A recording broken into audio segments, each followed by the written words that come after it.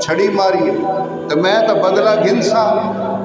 صحابہ بڑے حیران تھے، صحابہ پریشان، حضرت ابو بکر، حضرت عمر، حضرت عثمان، انہوں نے فرمایا ہو صحابی رسول یہ چھڑی تو ساری جان تے گاہ مار چا، نبی کو بدلہ نہ گھنے۔ تو اس اگر نہیں اللہ دے نبی نے چھڑی ماری ہے، بدلہ بھی نبی پاک کو گھنسا۔